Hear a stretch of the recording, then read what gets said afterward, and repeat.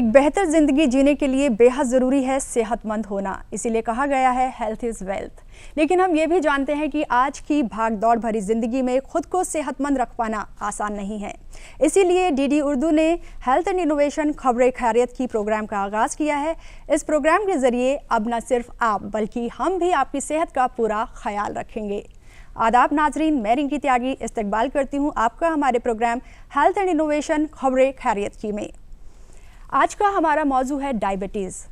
Diabetes की अगर हम बात करें तो भारत कहीं ना कहीं इस मर्ज़ की कैपिटल बन चुका है और पहले जहां इसको सिर्फ उम्र दराज लोगों की बीमारी माना जाता था, वहीं इसकी जद में अब नौजवान भी आ चुके हैं। एक ख़ास बात, इसे धीमी मौत भी कहा जाता है। अगर एक बार ये बीमारी हो जाए तो ताउम्र पीछा नहीं छोड़ती। ऐसे में बेहद ज़रूरी है कि हम इसे जानें, समझें और पता लगाएं कि आखिर हम इस मर्ज़ से किस तरह से बच सकते हैं। तो इससे पहले हम अपने प्रोग्राम को आगे बढ़ाएं, पेश है एक खुसूसी रिपोर्ट डायबिटीज़ पर। डायबिटीज यानी शुगर आज हमारे मुल्क में ही नहीं बल्कि पूरी दुनिया के लिए एक बड़ी परेशानी का सबब बन चुकी है। शुगर एक ऐसी खामोश कातिल है जिसका इलाज सही तरीके से ना किया जाए तो ये आपको धीरे धीरे खत्म कर देती है। वर्ल्ड हेल्थ ऑर्गेनाइजेशन के एदादो शुमार के मुताबिक पूरी दुनिया में इस वक्त डायबिटीज के मरीजों की तादाद 43 करोड़ से ज्यादा है। गुज़श्ता 30 वर्षों में डायबिटीज के मरीजों की तादाद में 4 गुना इजाफा हुआ है। हर साल इस खामोश मर्ज की वजह से पूरी दुनिया में लाखों लोग अपनी जान से हाथ धो देते हैं। वहीं ये बात भी चौंकाने वाली है कि दुनिया में जितने मरीज डायबिटीज के हैं उनमें से हर 5वां मरीज भारत से है। ये हमारे लिए इसीलिए भी परेशानी का बाइस है क्योंकि भारत को नौजवानों का मुल्क कहा जाता है और अगर हमारे नौजवान ही शुगर के शिकार हो जाएंगे तो इसका सीधा सीधा असर हमारी इकोनॉमी और मुल्क की तरक्की पर भी पड़ता है। ये वो बीमारी है जो उम्र का लिहाज नहीं करती और नौजवानों के साथ साथ बच्चों को भी तेजी से अपना शिकार बना रही है। आइए हम अपने एक्सपर्ट से जानते हैं कि आखिर किस तरह हम खुद को और अपने अजीजों को शुगर यानी डायबिटीज से बचा सकते हैं। तो ये थी एक रिपोर्ट डायबिटीज़ पर। इस पर ज़्यादा गुफ्तगू के लिए हमारे साथ हमारे मेडिकल एक्सपर्ट्स स्टूडियो में मौजूद हैं। मैं उनका तारुफ आपसे करा दूं। हमारे पहले मेहमान हैं doctor Ajay Kumar Singh, senior medical officer cantonment general hospital Delhi cantt, और हमारे दूसरे मेहमान हैं डॉक्टर विनोद कुमार यादव, आप CMO CGHS हैं। साथ ही हमारे तीसरे मेहमान हैं doctor SP Bhatnagar, former principal AIUTC college, साथ ही आप RML हॉस्पिटल और दीनदयाल उपाध्याय हॉस्पिटल में यूनानी के सीनियर कंसल्टेंट हैं। आप तीनों का बहुत बहुत इस्तकबाल हमारे प्रोग्राम में।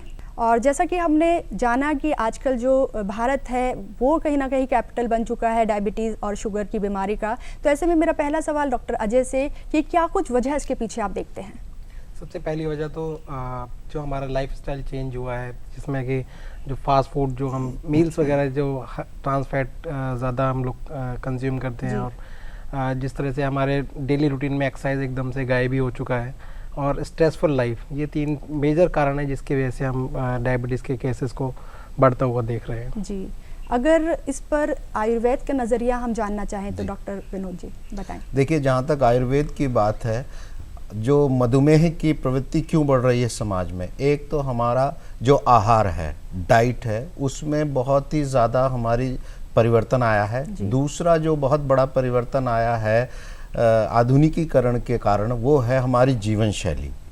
ये दोनों, आहार और आपकी लाइफस्टाइल, ये दोनों मिलके आपके जीवन को काफ़ी प्रभावित कर रहे हैं और जिसकी वजह से हमारा जो एक लयात्मक संबंध प्रकृति के साथ है वो लगभग कहीं गड़बड़ा गया है और इसकी वजह से मानसिक तनाव ने एक और हमें ऊपर से अफेक्ट किया है। तो हमारे सिस्टम का जो फंक्शनिंग है उसको डिस्टर्बेंस है और वो धीरे धीरे मधुमेह या प्रमेह जैसे लक्षणों को उत्पन्न करके इस तरह की बीमारी हमारी समाज में बढ़ रही है। लेकिन अगर हम इन दोनों ही चीज़ों पे काम करें, ठीक करें, तो हम लगभग इन चीज़ों से अपने समाज को, अपने लोगों को बचा सकते हैं और लोग एक स्वस्थपूर्ण बेहतर जीवन जी सकते हैं। डायबिटीज़ ऐसा नहीं है कि लाइलाज है, बल्कि इसका अगर शुरुआती में कुछ ऐसे लक्षण आते हैं तो ये बिल्कुल ठीक हो सकती है और आप इससे बिल्कुल बचाव कर सकते हैं। एक लाइलाज मर्ज नहीं है, केवल क्रोनिक कंडीशन में जहाँ बहुत ज़्यादा बढ़ जाती है तब ये समस्या आती है। पर हम अभी भी अपने आहार और जीवन शैली दोनों को सुधार के, मानसिक तनाव को कम करके हम इससे बच सकते हैं और स्वस्थ जीवन जी सकते हैं। यानी कहने का मतलब यही है कि अगर हम डायबिटीज़ के सिम्टम्स को देखें तो कहीं ना कहीं जो हमारा आज का लाइफस्टाइल है और जो हमारा खान पान है वो मुख्य तौर से इसकी बहुत बड़ी वजह है इसके पीछे। डॉक्टर SP भटनागर साहब, मैं आपसे भी ये जानना चाहती हूँ कि इस बीमारी के क्या कुछ सिम्टम्स देखे जाते हैं? पहले तो मैं आपको बता दूं, डायबिटीज़ को हमारे यहाँ ज़ियाबितीस कहते हैं यूनानी के अंदर, और हमारे यहाँ भी इस चीज़ को बिल्कुल माना जाता है कि खाने पीने का जो हमारा सिस्टम बदल गया है, जो पहले रिवाज थे वो सब बदल गए हैं। हमारे वक्त हमारे पास होता नहीं है खाने पीने के लिए भी। आजकल इतनी फास्ट लाइफ हो गई है, लाइफ स्टाइल बदल गए हैं, खाना बनाने के तरीके बदल गए हैं, बर्तन बदल गए हैं खाना बनाने के। उन बर्तनों से भी बहुत फ़र्क पड़ रहा है, क्योंकि हमें एक्चुअली जो इंग्रेडिएंट्स खाने के अंदर होते हैं, जो दालों में, सब्जियों में, फलों में होते हैं, हमें वो भरपूर मिल ही नहीं पाते हैं। अगर हम उन्हें कुकर में बनाते हैं, जैसे एल्युमिनियम के बर्तन हैं या कुकर है जी, तो इससे बहुत सारे इंग्रेडिएंट्स ख़त्म हो रहे हैं, तो हमें वो ग़िज़ा मिल ही नहीं पा रही है जो हमें चाहिए। अगर हम पूर्ण तरह से ग़िज़ा नहीं पाएंगे तो हमारी बॉडी धीरे धीरे वीक होगी। हमारा लाइफ स्टाइल जो है वो इस तरह का हो गया है कि हमें हर वक्त काम के पीछे भागते रहते हैं, सोना जागना सब उल्टा उल्टा हिसाब किताब चल रहा है, देर से सोना सुबह जागना। और हम लोगों को आज की नई जनरेशन को ये बताने का मौका भी नहीं मिलता कि हमारे लिए क्या चीज़ बेहतर है, क्या चीज़ गलत है जी। आज की नई जनरेशन देर से उठना और देर से सोना बहुत आम बात हो गई है उनके लिए। इस सब की वजह से, और फिर नेचुरल है कि जब इतना फास्ट लाइफ है, लाइफ स्टाइल चेंज है, तो स्ट्रेस भी पड़ता है। अब किसी को इस तरह की परेशानियां शुरू होती हैं तो स्ट्रेस जो है उसमें डायबिटीज़ को और फिर बढ़ाता है। इसको हम कंट्रोल में रख सकते हैं, इलाज कोशिश कर सकते हैं, शुरुआती तौर पे इसका इलाज हो सकता है, वरना इसका इलाज तो मुश्किल है, मगर इसको कंट्रोल हम रख सकते हैं। जी डॉक्टर भटनागर, मैं आपसे यूनानी जो इलाज है उसमें ये जानना चाह रही थी कि इस बीमारी के जो सिम्टम्स हैं वो क्या कुछ हैं? हाँ, इसमें बहुत सारी चीज़ें ऐसी हैं जिनको हम शुरू में अगर हम निगाह रखें, गौर करें, तो हम इसको बीमारी को पकड़ने में आसानी रख सकते हैं। जैसे बहुत आम बात है कि जब हम यूरिन पास करने जाते हैं तो वहाँ पर अगर हम नोट करें कि वहाँ कोई चैंटे यानी एंट्स अगर वहाँ पर आ रहे हैं तो ये किस चीज़ का लक्षण है कि आपके यूरिन के अंदर शुगर जा रही है जी। वो ब्लड से के थ्रू शुगर हमारी जो है किडनी से फिल्टर होती हुई वो यूरिन में आ जाती है और वो पास हो रही है, वो उसकी वजह से वहाँ पर फिर एंड्स आएंगे। इसके अलावा हमारे को खुश्की बहुत होने लगती है, धीरे धीरे हमारा पेट खराब रहने लगता है जी। कभी कभी कब्ज़ होने लगता है, कभी कभी लूज़ मोशन भी होने लगते हैं किसी किसी को।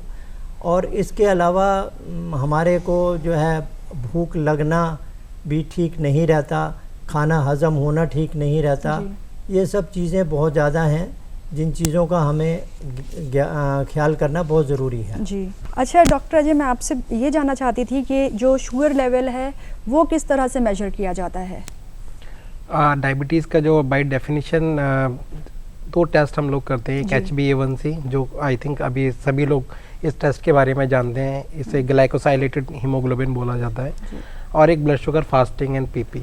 सो किसी भी पेशेंट को डायबिटीज़ कैटेगराइज करने के लिए 3 क्राइटेरिया है, जी। या तो उसका फास्टिंग ब्लड शुगर 126 से ज़्यादा हो, जी या उसका HbA1c का लेवल 6.5 से ज़्यादा हो, जी या random blood sugar any time random blood sugar जब भी कभी पेशेंट आता है हमने उसका कैपिलरी टेस्ट किया, रैंडम ब्लड शुगर टेस्ट किया, अगर वो 200 से ज़्यादा है इन पेशेंट्स को। और चौथा क्राइटेरिया है कि जो पोस्ट पेंडल खाना खाने के 2 घंटे के बाद जब हम टेस्ट करते हैं अगर उसकी वैल्यू भी 200 से ज़्यादा आती है तो ऐसे पेशेंट्स को हम डायबिटिक कैटेगरी में डालते हैं। और अगर मैं नॉर्मल शुगर लेवल की बात करूं तो वो कितना होना चाहिए एक पेशेंट का? Normal fasting blood sugar less than 110 होना चाहिए, जी। और दैट पोस्ट पेंडल जो 2 घंटे के बाद वाला 140 से 200 के बीच में होना चाहिए। जी अच्छा डॉक्टर विनोद, हमने ऐसे भी लोगों को कहते हुए सुना है कि शुगर लेवल आपकी तो हमने बात कर ली, डाउन भी होता है, जी। तो ये क्या होता है? देखिए शुगर में क्या होता है कि हमारा शरीर जो हमने खाया पिया उससे जो शुगर बनी उसका यूटिलाइजेशन शरीर नहीं कर पाता है। इसकी वजह से वो मूत्र मार्ग से पेशाब के रास्ते वो एक्सेस शुगर निकलती है। इसलिए जो डॉक्टर साहब ने कहा कि उसमें चींटे लगना, तो वो एक लक्षण आता है। तो हमारा शरीर मांसपेशी उस शुगर को यूटिलाइज नहीं कर पाने से वीकनेस या कमज़ोरी होती है। तो वो जब लेवल शुगर एक लेवल से नीचे जाता है तो हमको चक्कर आना, ठीक है, घबराहट होना, ठीक है, या कई बार बेहोश भी हो जाता है। तो इस तरह के लक्षण हमारे आते हैं, तो इसका भी बहुत ध्यान देना चाहिए क्योंकि ये कई बार प्राण घातक या जीवन के लिए खतरा बन जाते हैं। तो इसमें जब भी आपको लगे कि जैसे सुस्ती आ रही है, आप ड्राउजीनेस है, नींद सी आ रही है, बिल्कुल शरीर कमज़ोर हो रहा है, आपसे कुछ नहीं किया जा रहा है, तो तुरंत हल्की सी चीनी या शुगर या शर्करा का इस्तेमाल कर सकते हैं, बिस्किट ले सकते हैं, जो भी कुछ मीठा पदार्थ है आप खा सकते हैं, तो तुरंत शुगर लेवल आपका बढ़ जाता है। तो ये चीज़ आप इसमें ध्यान रखें और जिससे आपको नॉर्मल ठीक रहता है। इसी से जुड़ा एक और सवाल मेरे जहन में आ रहा है, जैसे आप कह रहे हैं कि शुगर लेवल डाउन होने पे क्या उनको भी डायबिटीज़ का पेशेंट माना जाता है जिनका शुगर लेवल डाउन हो जाता है? देखिए मोस्टली क्या होता है कि मधुमेही पेशेंट में ऐसी कंडीशंस आती हैं, लेकिन और भी दूसरी कंडीशन होती है जिसमें जैसे किसी को भूख लगी, बहुत तेज़ भूख लगे, खाना नहीं आया, तो उसमें भी ऐसे वीकनेस से लक्षण आते हैं, लेकिन वो शुगर की वजह से नहीं है, उसमें उसको प्रॉपर खाना मिल जाएगा, डाइट मिल जाएगी तो वो ठीक हो जाएगा। विशेष तौर पे अगर हमारे यहाँ देखें तो पैतृक प्रकृति के लोग होते हैं जिनको ज़्यादा भूख लगती है, यंग लड़के या लड़कियों में देखिए इनको कई बार खाना ना मिले समय पे तो बहुत तेज़ इनको एकदम कोलैप्स होने की स्थिति हो जाती, तो वो खाना की वजह से है। ऐसे उनको मधुमेह में नहीं हम कैटेगराइज कर सकते हैं, तो उसमें हम ध्यान रख सकते हैं, इसलिए डिफरेंस है। और कुछ डिजीज़ेस में भी हो सकती है, पर जहाँ तक मधुमेह या इसकी बात करते हैं तो स्पेसिफिक है। डायबिटीज़ का तो मतलब ही है शुगर का लेवल बढ़ना।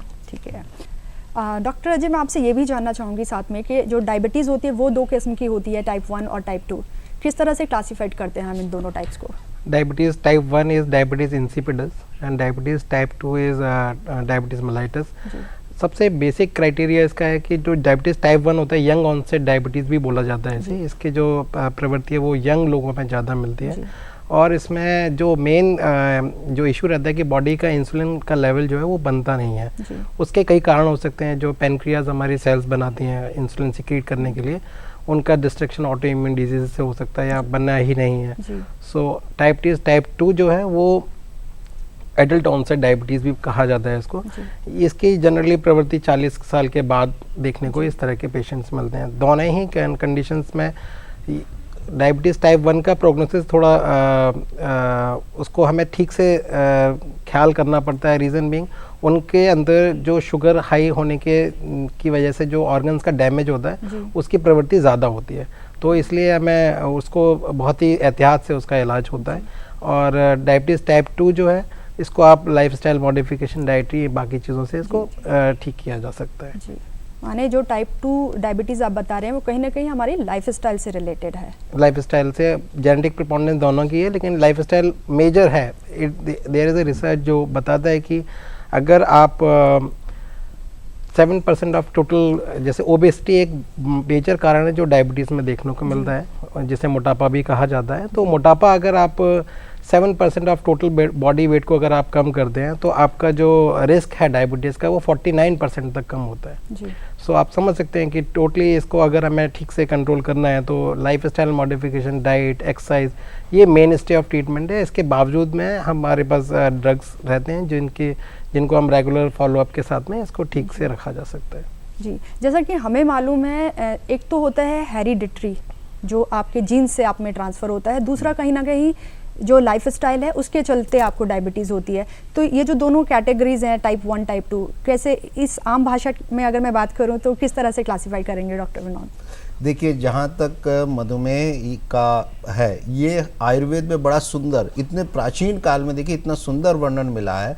और हमारे यहाँ मधुमेह उसका एक पार्ट है। मुख्य रूप से हमारे यहाँ प्रमेह का वर्णन मिलता है, और प्रमेह भी 20 प्रकार के प्रमेह हैं। और 20 प्रकार के प्रमेह में 10 कफज हैं, 6 पित्तज हैं और 4 वातज हैं। तो हर जगह किस प्रकार से चेंजेस बॉडी में डायबिटीज़ या प्रमेह के दौरान आते हैं, उनमें जो 10 कफज प्रमेह हैं वो पूरी तरह चिकित्सा की जा सकती है। इसलिए किसी को शुरुआती 1 साल में प्रमेह के लक्षण आ जाएं तो आपकी चिकित्सा अगर उचित औषध और वैद्य की शरण में आ गए तो आपकी चिकित्सा पूर्ण रूप से की जा सकती है। लेकिन इसके बाद जो पित्तज प्रमेह है, ये 6 प्रकार के हैं। इसमें थोड़ा क्रोनिसिटी बढ़ती है और it is difficult to treat. इसको ठीक करना थोड़ा कठिन होता है, पर यह भी मेहनत करके ठीक किया। लेकिन जो 4 वातज प्रमेह हैं ये काफ़ी कठिन हो जाते हैं, क्योंकि इसकी कॉम्प्लेक्सिटी और क्रोनिसिटी काफ़ी ज़्यादा बढ़ जाती है, जिस कारण से जो वातज मधुमेह है वही डायबिटीज़ मेलाइटिस के क्रोनिक लक्षणों को हमारे आयुर्वेद में रिप्रेजेंट करता है। तो इस स्थिति में इसे असाध्य और लाइलाज बताया है। लेकिन हमारे यहाँ कुछ ऐसे रसायन औषधियाँ हैं जिनका प्रयोग करके आप इस स्थिति पे काफ़ी नियंत्रण पा सकते हैं। आपकी औषध का भार कम किया जा सकता है। जैसे आपको चर्चा करूं, एक शिलाजीत रसायन है, ये आपकी डायबिटीज़ के कारण होने वाले शरीर में जो डैमेज होता है उसको कम करता है। जो पैंक्रेटिक हार्मोन है इंसुलिन, उसके स्राव को भी अच्छा करता है। इसी तरह बहुत सारी ऐसी औषधियां हैं जो जड़ी बूटियों के रूप में हम उपयोग करते हैं, जिनकी आप चर्चा करेंगे अभी। और इसके बाद स्वर्ण का भी बहुत उपयोग है, क्योंकि डायबिटीज़ के कारण शरीर धातुओं में क्षीणता आ जाती है, वीकनेस आ जाती है। इस सब में आयुर्वेदिक औषधियों का प्रयोग करें। आप अपनी जो भी ट्रीटमेंट चल रहा है, मान लीजिए आपका एलोपैथी या कोई पद्धति से चिकित्सा चल रही है, तो कभी भी एकदम से आप दवाई न छोड़ें, क्योंकि कोई दवाई ले रहे हैं उसका एक शरीर पे इफ़ेक्ट है। जब आप दूसरी आयुर्वेद का इस्तेमाल करें तो धीरे धीरे उसको जोड़ के आपके ब्लड शुगर को नियंत्रण किया जाता है, और नियंत्रित होने के बाद इसको धीरे धीरे हानिकारक ड्रग या ऐसे ड्रग जो लंबे समय तक इस्तेमाल ना किए जाएं उनको हम कम करते जाते हैं। और बाद में और बहुत अच्छी स्थिति हो जाती है तो हम आयुर्वेदिक औषधियों को भी विड्रॉ कर सकते हैं, हटा सकते हैं। केवल मेंटेनेंस के लिए जो औषधियां हैं उनको चला के आपके जीवन शैली, आहार विहार पे ही आपको स्टेबल रख सकते हैं। तो इस तरह से आयुर्वेद में बहुत बृहद, अच्छा, सुंदर और कारगर उपाय हैं। तो इसको अपनाना चाहिए लोगों को, और हमारी चिकित्सा से लाभान्वित होना चाहिए। जी, कहीं ना कहीं रीज़न यही है कि जो लाइफ स्टाइल है उसमें चेंज करके हम डायबिटीज़ से बच सकते हैं, हम शुगर से बच सकते हैं। तो अगर लाइफ स्टाइल की ही बात है तो खान पान से अलग भी जो एक नौजवानों में चलन है अल्कोहल और स्मोकिंग का, वो कितना? देखिए, जहाँ तक है हमारा पूरा जो शरीर है वो प्रकृति से अनुबंधित है, और प्रकृति 24 घंटे की साइकिल में एक 24 घंटे में दिन रात में बंधी है, और इसके बाद हमारी 6 ऋतुओं में बंधी हुई है। जैसे 24 घंटे में ही आपको कब उठना है, सुबह उठना है, ब्रह्म मुहूर्त में उठना है, सूर्योदय से पहले उठना है। उसके बाद आपके नित्य कर्म है, बॉडी के टॉक्सिन्स या मलों का निष्कासन होना है, जिससे शरीर पे लोड खत्म हो जाता है, आपके अंगों में हल्कापन आता है, लीवर फंक्शनिंग अच्छी हो जाती है, और उसके जूसेस सिक्रीशन से आपकी भूख अच्छी लगती है। और जब भूख अच्छी लगती है तो आपका पाचन अच्छा होता है, और पाचन अच्छा होने से आपकी हेल्थ अच्छी होती है। फिर कब खाना खाना चाहिए, खाने का समय निर्धारित है। प्रकृति अपने समय पे ही देखिए खाना पचाती है, जैसे सुबह के टाइम में पचाएगी, मध्याह्न दोपहर के टाइम में पचाएगी, और सायंकालीन यानी जब सांझ ढल जाए उसके बाद आपके आहार का लेकिन देर रात्रि में, मध्य रात्रि में या बिल्कुल रात में खाना खाते हैं लोग, जैसे 3 बजे से 5 बजे के बीच में कुछ लोग खाना खाते हैं, खास तौर पे घर की महिलाएं घर का सारा काम निपटाने के बाद 3 से 5 बजे उनको समय मिलता है तब खाती। ये सब शरीर की धातुओं को दोषकारक है और आहार का पाचन सम्यक रूप से नहीं होगा। जब दोषों का पाचन ठीक से नहीं होगा तो आप में आम दोष की उत्पत्ति होगी जो अग्नि को डिस्टर्ब करता है, यानी डाइजेशन को डिस्टर्ब कर देता है। पाचन प्रक्रिया डिस्टर्ब होने से आप में मेद या चर्बी, वेट बढ़ने की प्रक्रिया बढ़ती है और इससे आपकी धातुगत अग्नि जब कम होगी तो वायु का प्रकोप होकर आपके शरीर में एक तरीके इस व्याधि का जन्म लेता है। जो मधुमेह के बारे में चर्चा की, हमारे पास 2 तरीके के मरीज आते हैं। एक जो जन्मजात है, यानी जिनका जेनेटिकली डायबिटीज हो जाती है, उनको अर्ली एक्सप्रेशन हो जाता है। लेकिन एक है जो 40 साल से 50 साल के बीच में पकड़ती है। तो जितने लोग हैं वो 35-40 के बाद 50 साल के बीच में बहुत सावधानी रखनी चाहिए। उनको अपनी फिजिकल फिटनेस बढ़ानी चाहिए, हेल्थ पे उनको अपनी डाइट पे इम्प्रूवमेंट, आराम का, सोने का समय नहीं लो, और सबसे मैक्सिमम प्रेशर जो है आप पे दबाव बनता है वो 40 से 50 में बनता है। आपकी इतनी रिस्पॉन्सिबिलिटीज़ हो जाती हैं, आप चाह कर भी इस भागदौड़ की जीवन में आप अपने को रिलैक्स नहीं कर पाते। तो इन चीज़ों पे अगर आपने सामंजस्य बिठा लिया तो मैं दावा कर सकता हूँ आपको डायबिटीज़ नहीं होगी, बल्कि 80-90 साल तक आप पूर्ण सुखायु को जी सकते हैं। जी, बात तो आपने बिल्कुल सही कही है, लेकिन आज की अगर हम बात करें, भागदौड़ भरी ज़िंदगी है, जैसे आप बता रहे हैं 9 बजे सो जाओ और 5 बजे उठ जाओ, बड़ा नामुमकिन सा आज की लाइफ में ये लगता है, क्योंकि आजकल तो आपने देखा होगा जो ऑफिसेस हैं वो भी नाइट शिफ्ट्स में चलते हैं, तो ऐसे में ये बड़ा मुश्किल है। जो इसमें देखिए सिद्धांत है, आचार्यों ने किसी भी समस्या का समाधान पूर्ण वैज्ञानिक रूप से किया है। जैसे कि जो रात्रि में ड्यूटी करते हैं जिनको, एक तो आपके खाने का समय निश्चित है, प्रकृति आपके खाने के आपकी इच्छा से नहीं चलेगी, तो आपको प्रकृति को तो फॉलो करना पड़ेगा। लेकिन सिद्धांत ये, जैसे आपने रात को जगना पड़ा तो उसका आधा आप दिन में सोएंगे, तो नियम है उसके, लेकिन प्रकृति के खिलाफ जाके आप कभी स्वस्थ नहीं रह सकते। हमने पिछले 100 सालों में दौड़ लगा के देख लिया हम कहाँ पहुँच रहे हैं। तो आपको आज नहीं तो कल जागना पड़ेगा। अगर आप स्वस्थ जीवन चाहते हैं तो सबसे पहली बात है कुदरत के साथ जीना सीखें, और ये साइकिल हमारे शरीर की साइकिल के साथ जुड़ी हुई है। आपकी नींद का एक समय है, एक पैटर्न है, जब आपका सिस्टम रेस्ट करता है, आपके अंगों की जो विक्रिया, डायबिटीज कोई देखिए एक बीमारी नहीं है, इट इज़ अ सिंड्रोम, कई बीमारियों का एक समूह है, जहां आपका लिवर डिस्टर्ब होता है, आपकी पैंक्रिया डिस्टर्ब होती है, यहाँ तक कि आप ज़्यादा जैसे हमारे यहाँ गवर्नमेंट में जो लोग काम कर रहे हैं, हायर ऑफिशियल्स हैं, उनमें अधिक तनाव की वजह से उनका दिमाग पूरे टाइम रिलैक्स ना होना, मेंटल कारणों से भी हमारा लिवर का डिस्टर्बेंस और डायबिटीज को उत्पन्न करता है। जबकि उनकी लाइफस्टाइल अच्छी है, सब कुछ अच्छा है, कोई बीमारी नहीं है, लेकिन मानसिक तनाव, समय पे न सो पाना, इन सब कारणों से शरीर की फंक्शनिंग डिस्टर्ब होती है। डॉक्टर अजय, मैं आपसे भी जानना चाहूँगी कि जो डॉक्टर यादव ने बताया है, कितना आप उसमें से सहमत हैं कि लाइफस्टाइल के अलावा क्या कुछ हो सकता है, क्योंकि लाइफस्टाइल को चेंज करना थोड़ा सा मुश्किल लगता है आज के दौर में, तो आप उसमें क्या ऐड ऑन करना चाहते हैं? देखिए, मेरी तरफ से तो जो सबसे इम्पोर्टेंट बात वो है कि हम अपना रेगुलर चेकअप्स, जो अगर हमारे सिम्टम्स आ रहे हैं तो हमें सबसे पहले बजाय कि पीयर प्रेशर या पीयर लोगों से राय लेके और अपने हिसाब से इलाज करने के, मुझे लगता है कि एक रेगुलर चेकअप कराना चाहिए। जिस तरह की सर ने बात बताया, हम लोग न्यू एज में हम लोग रह रहे हैं और यहाँ पे इतने नए हेल्थ केयर सेटअप्स दिल्ली में या आसपास, अब तो छोटे छोटे शहरों में भी अवेलेबल हैं। तो इसमें डेफिनेटली लाइफस्टाइल चेंज करना तो प्रायोरिटी है। यंग लोगों को ज़्यादा से ज़्यादा मतलब एक्सरसाइज और डाइट को कंट्रोल करना चाहिए, अपना मेंटल स्ट्रेस को फ्री करना चाहिए, बट हम सभी जानते हैं कि इसको करना थोड़ा सा मुश्किल है। तो इसकी एक तरीका ये भी है कि आप रेगुलर फॉलोअप चेकअप, जैसे एनुअल चेकअप आप करा सकते हैं। बिल्कुल, हम रेगुलर चेकअप हम करा सकते हैं, क्योंकि स्ट्रेसफुल लाइफ है तो ये बेहद ज़रूरी है कि हम अपने medical checkups time to time कराएं। और डॉक्टर भटनागर, मैं आपसे भी जानना चाहूँगी, अगर यूनानी में आप कुछ और ऐसा बताएं कि इस तरह का कुछ करके बचा जा सकता है। ऐसा है कि जैसा डॉक्टर यादव ने बताया, डॉक्टर अजय ने भी बताया है, ये सब बहुत ज़रूरी है कि हम टाइम टू टाइम चेकअप करवाते रहें और अपना लाइफ स्टाइल को जितना हो सके सही करें। आज के दौर में ये जो मल्टीनेशनल कंपनीज़ का काम चल रहा है, इसमें इसकी वजह से दिन और रात जो है सब काम में चलता रहता है, लोगों का रात में जागना पड़ता है।